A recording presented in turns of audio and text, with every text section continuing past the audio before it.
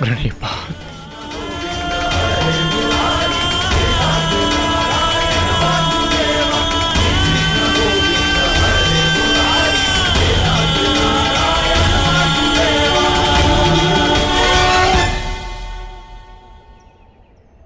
कौरव वंश के वट वृक्ष महामहिम भीष्म, जिन्हें इच्छा मृत्यु का वरदान था, क्या वासुदेव ने उन्हें अपने छल से धराशाही नहीं करवाया है?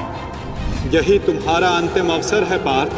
पितामह को इस पीड़ा से मुक्त करो पार्थ।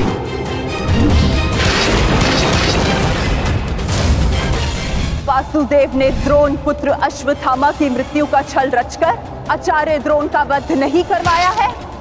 क्या मेरे पुत्र दुर्योधन की रक्षा कर रहे उसके मित्र कर्ण को छल से नहीं मरवाया है वासुदेव ने? अंगराज को युद्ध का आवाहन दो पार्थ। यदि अंगराज के हाथों में विजय धनुष आ गया तो तुम कुछ नहीं कर पाओगे पार्थ। बाण संधान करो पार्थ। पुत्र दुर्योधन पर युद्ध के नियमों के विरुद्ध जाकर प्रहार किया गया, क्या वो वासुदेव का छल नहीं था?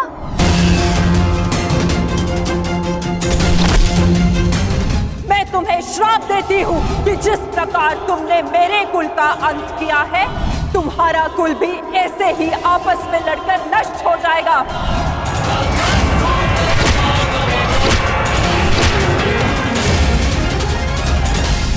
एक बहुत ही बुद्धिमान ज्ञानी पुरुष ने मुझसे कहा था कि मनुष्य अपने प्रत्येक चयन का परिणाम स्वयं भुगतता है।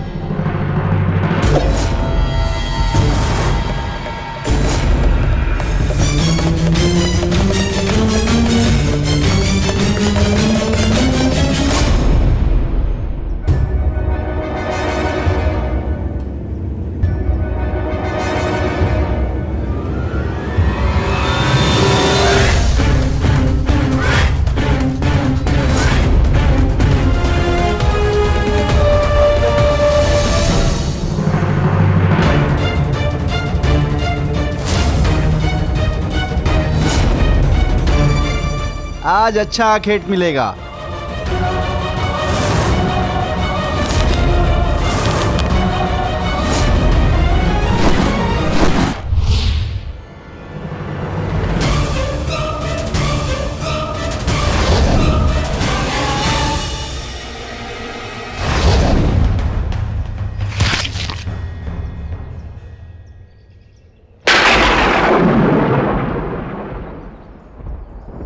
आपका ये बाण मेरा चरण भेद नहीं पाया, परंतु अब से मेरे शरीर का ये भाग सबसे दुर्बल होगा और अब कोई भी बाण मेरे इस स्मरण स्थल को भेद पाएगा और यही मेरे इस देह को त्यागने का कारण बनेगा।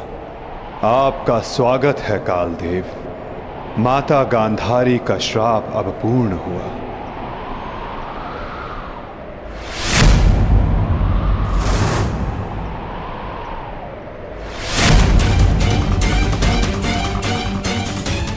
श्री कृष्ण, ये कैसा अनर्थ हो गया मुझसे?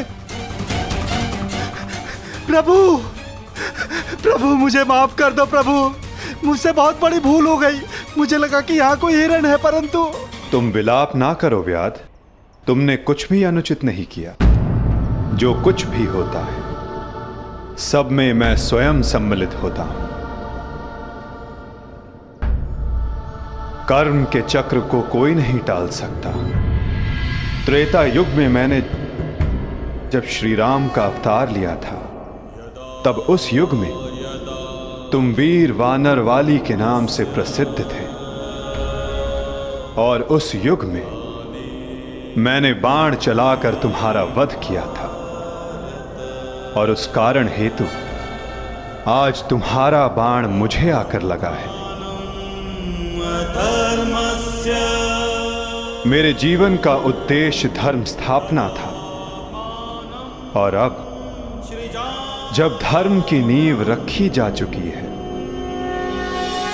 तो मेरी उपस्थिति इस धरती का संतुलन बिगाड़ देगी। हर मनुष्य इस धरती पर एक उद्देश्य लेकर आता है और उस उद्देश्य को पूर्ण करना उसका कर्तव्य होता है। मैंने अपने जीवन का उद्देश्य पूर्ण किया है और आज तुमने अपना कर्तव्य पूर्ण किया व्याध, किंतु जब जब धरा पर अधर्म और अन्याय बढ़ेगा, मैं तब तब लौटकर पुनः आऊंगा। मैं जा रहा हूं, किंतु मेरी सीख गीता का ज्ञान बनकर समस्त संसार में शेष रहेगी। वो बालकों की चंचलता में होगी, इस संसार के कण कण में होगी। रूप बदलेगा, किंतु मैं सदैव रहूंगा। शरीर का अंत होता है, किंतु जो अमर रहता है वो है सीख।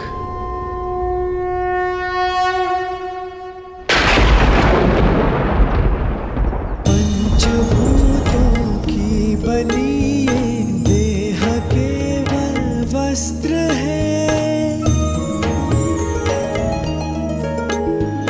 पंचभूतों की बनी ये देह केवल वस्त्र है। आत्मा का जो वास्तविक है घर कहीं यत्र है। व्यर्थ चिंता है जीवन की, व्यर्थ है मृत्यु का भय। आत्म को ना मार पाते शस्त्र अग्नि ना समय। ईश्वर स्वयं है सृष्टि सारी, कहाँ उसको खोजना। जो भी होता शुभ ही होता, सब उसी की योजना। कामनाएं फल की छूटे, वो ही सच्चा कर्म है। ईश्वर चरण में हो समर्पण, वो ही केवल धर्म है।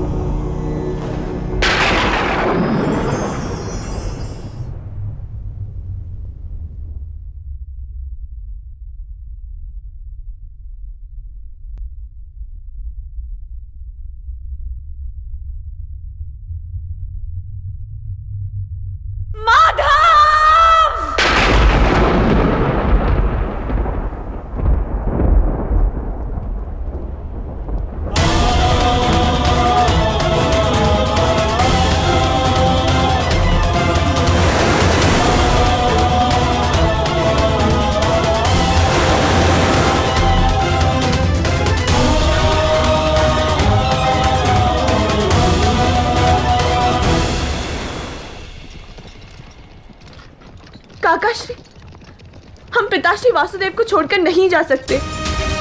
ये उनका ही आदेश है लक्ष्मण। द्वारका का अंत होने को है। उनका आदेश था कि मैं तुम सभी को यहां से हस्तिनापुर ले जाऊं। मैं उनके आदेश का पालन कर रहा हूं और तुम्हारा भी यही कर्तव्य है।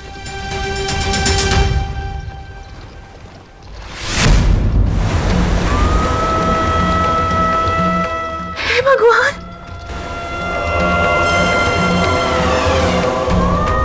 हमारा द्वारका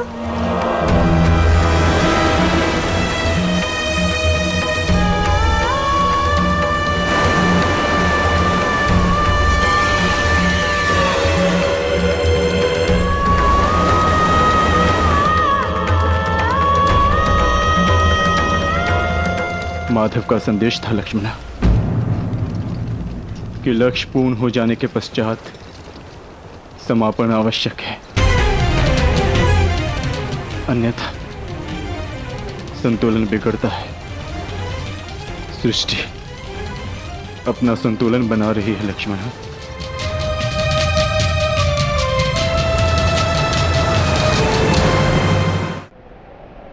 आर्य! आर्य युधिष्ठिर!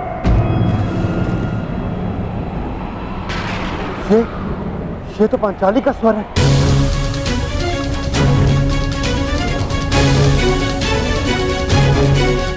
आर्य! आर्य! आर्य! माधव! क्या हुआ पांचाली? माधव किसी संकट में है आर्य। द्वारका पर कोई संकट आया वो। माधव किसी समस्या में, हम हाथ पर हाथ धरे नहीं बैठ सकते। शांत शांत शांत शांत पांचाली, शांत। तनिक सोचो, जो हर समस्या का हल है, जो हर संकट का मोचन है, उन माधव को कुछ नहीं होगा। और फिर अर्जुन द्वारका गया है ना। परंतु आर्य। धैर्य रखो पांचाली, माधव को कुछ नहीं होगा। मुझे उन पर पूरा विश्वास है और अपने अनुज अर्जुन पर भी।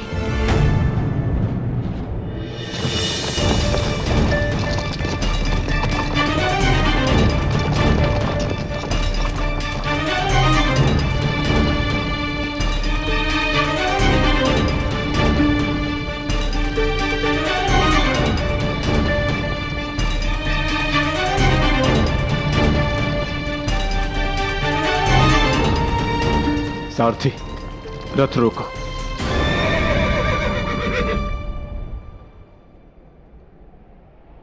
ये स्थान सुरक्षित लग रहा है। क्या हुआ काकाश्री? आपने रथ क्यों रुकवा दिया? यात्रा थकान को जन्म देती है लक्ष्मणा।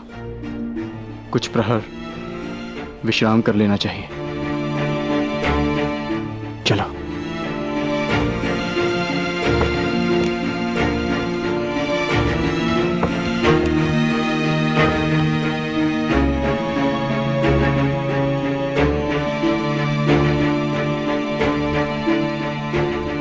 आज मैं तुम्हारा सारथी नहीं हूं पार्थ, आज मैं तुम्हारा सखा हूं। एक ज्येष्ठ भ्राता के समान हूं पार्थ, और जैसा मैंने कहा है वैसा करो पार्थ।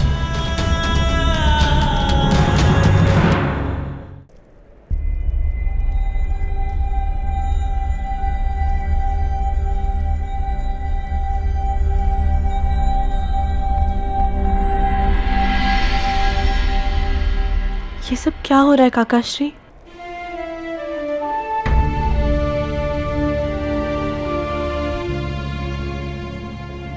हम सभी मनुष्यों का जीवन एक यात्रा के भांति होता है लक्ष्मणा, जिसे हमें पूर्ण करना होता है। जहां से एक मनुष्य की यात्रा समाप्त होती है, वहीं से एक दूसरी यात्रा का आरंभ होता है। और यही जीवन है। परंतु हमारी यात्रा अभी शेष है लक्ष्मणा। तुम थक गई होंगी, जाओ विश्राम कर लो। जैसी आपकी आज्ञा हो।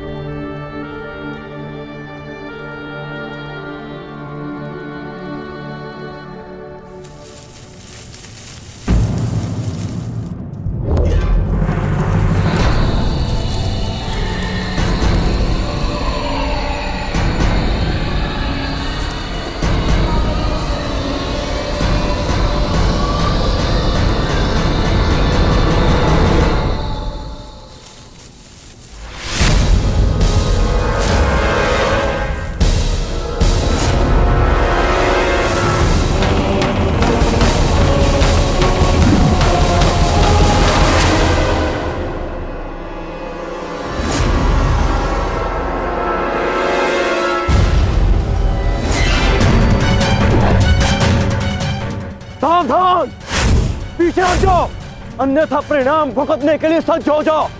ए, उत्तर दो इसे।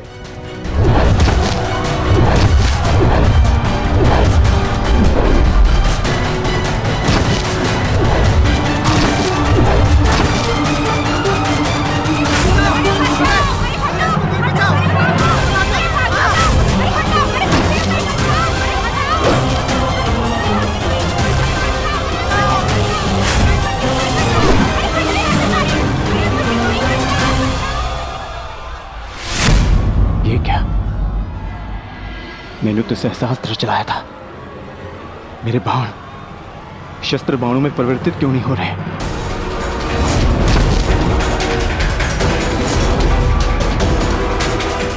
मेरा लक्ष्य कैसे चूक सकता है?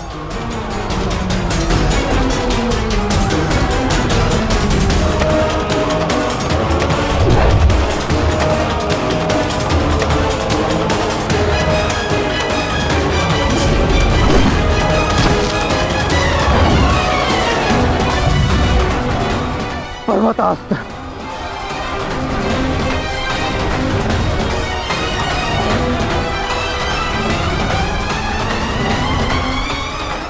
ये सब क्या हो रहा है? बाण प्रकट क्यों नहीं हो रहे? कैसे करूंगा मैं सबकी रक्षा?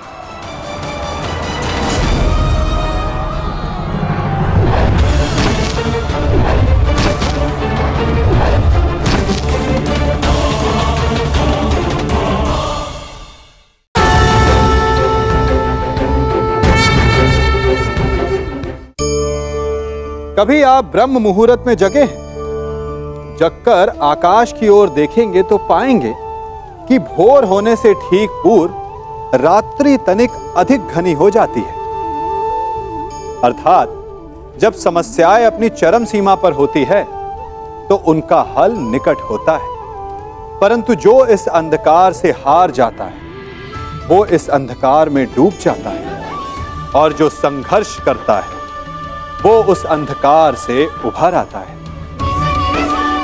सदैव स्मरण रखिएगा, अंत चाहे कितना भी अंधकारमय क्यों ना हो, उसके पश्चात एक नया आरंभ फूटता है, एक नया उदय होता है। चक्रवात के पश्चात जो शांति छाती है, उसके पश्चात प्रारंभ होता है शुभ जीवन का, शुभ भविष्य का, शुभ नव प्रारंभ का।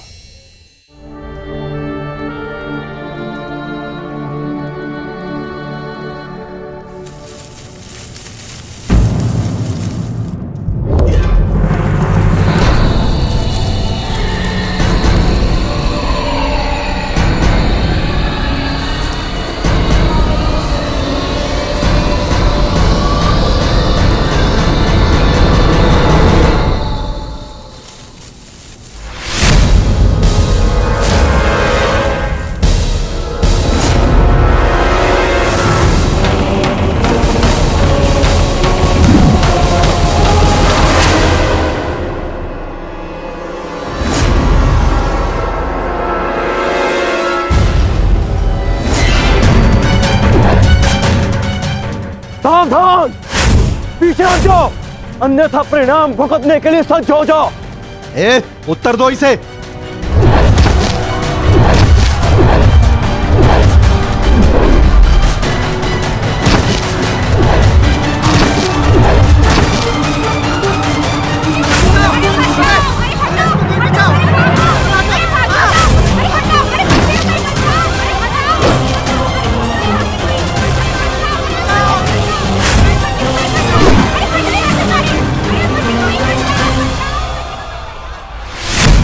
ये क्या?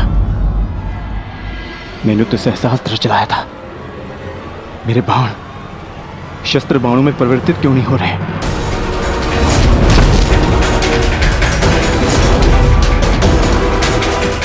मेरा लक्ष्य कैसे चूक सकता है?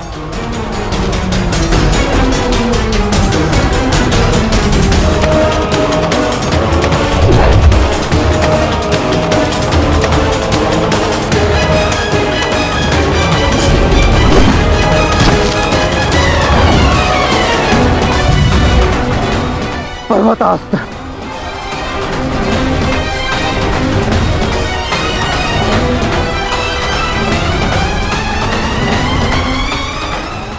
क्या हो रहा है?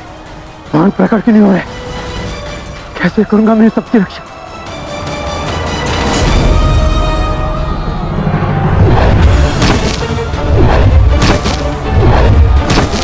तुम शीघ्रता करो पार्थ, द्वारका की सभी स्त्रियों को अपने साथ हस्तिनापुर लेकर लौट जाओ। किंतु माधव, मैं आपके आदेश का पालन कैसे करूं? कैसे करूं इन सबकी रक्षा?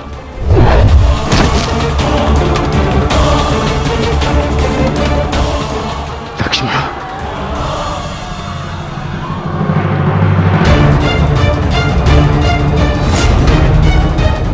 इधर छुप के बैठिए। उठ, उठ, चलो, चल, चल।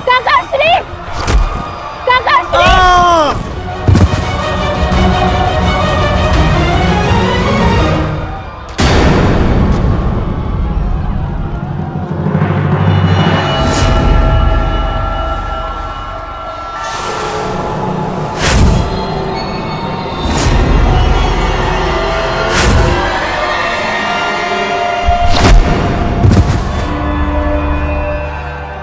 वो दिन समाप्त हुए अर्जुन, जब सारा संसार तुम्हारे गांडीव से कांपता था। अब नवयुग आरंभ हो चुका है।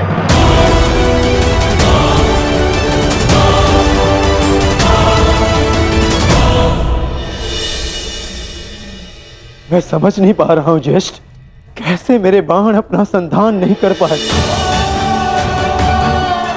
कैसे मेरे गांडीव की प्रत्यंचा टूटी। मेरे रहते हुए मेरी सुरक्षा में आई कितनी स्त्रियों को वो कितने धन को लूट कर लेगा, और मैं कुछ नहीं कर सका। मैं माधव के आदेश का पालन नहीं कर पाया जैसे।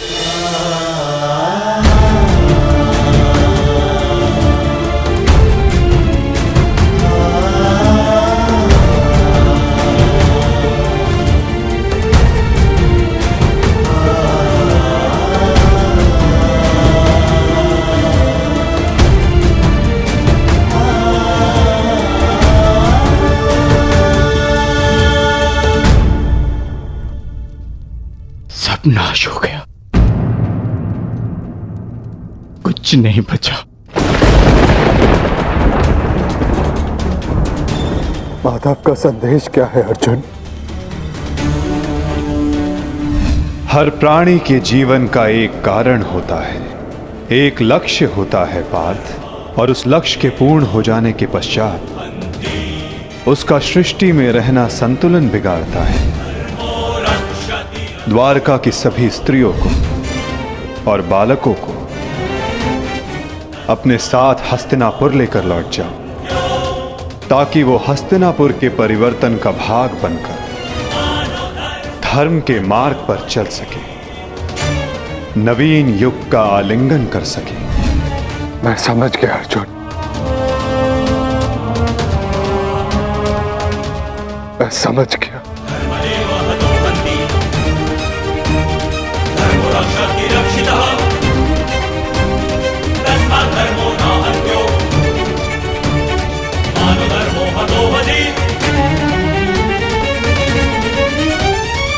परिवर्तन का समय आ गया है। नई पत्नियों को आने के लिए पुरानी पत्नियों का झड़ना आवश्यक है।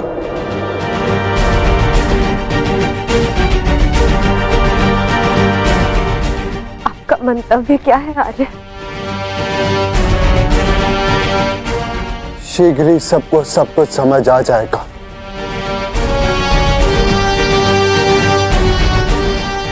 हस्तिनापुर की राजसभा का आह्वान किया जाए। परीक्षित और वृषकेतु को अवश्य बुलाया जाए।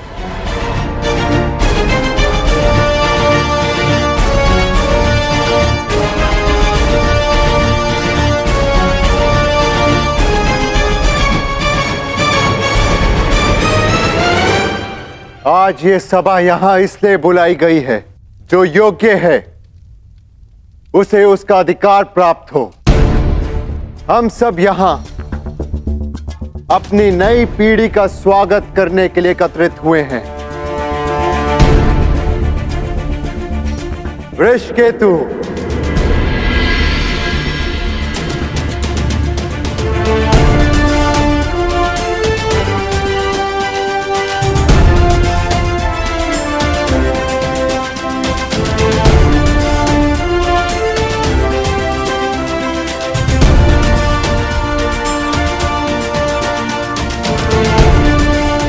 परीक्षित,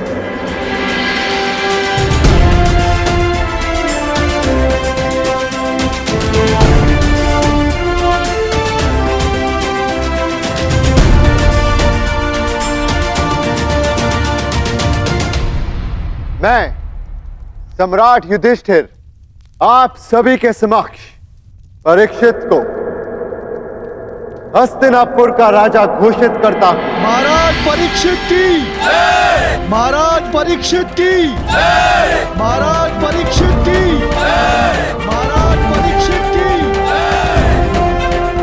और वृषकेतु को इंद्रप्रस्थ नरेश घोषित करता हूं।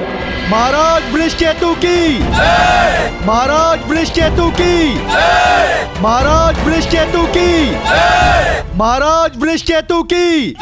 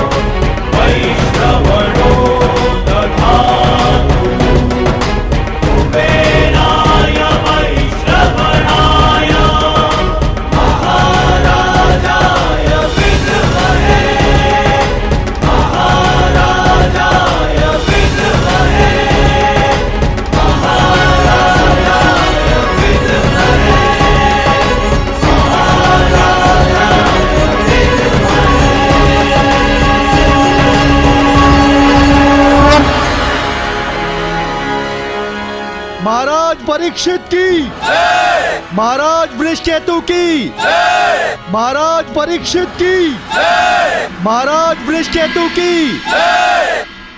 सदैव एक दूसरे का साथ देते रहना और स्मरण रखना कि शक्ति बिना उत्तरदायित्व के भान के विनाश लाती है।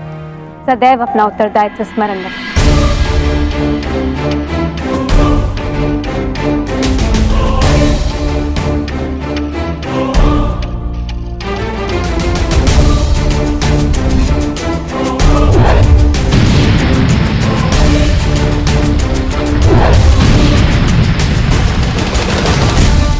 तुम्हारे पिता ने तुमसे छोटी आयु में चक्रव्यूह तोड़ा था। ध्यान रहे, काम, क्रोध, मद, मोह और आसक्ति के चक्र में मत पड़ना पुत्र। हमें तुमसे अनेकों आशाएं हैं।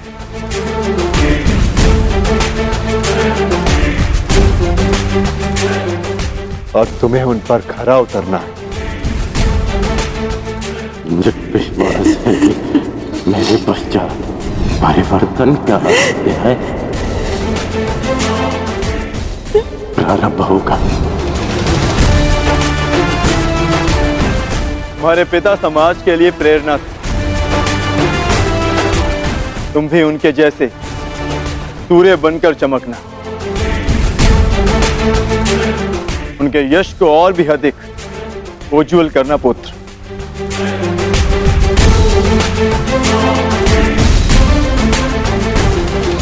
और स्मरण रखना पुत्रों, मनुष्य का कर्म, उसके चुनाव उसकी नियति का निर्धारण करता है। सदा शुभ कार्य करना।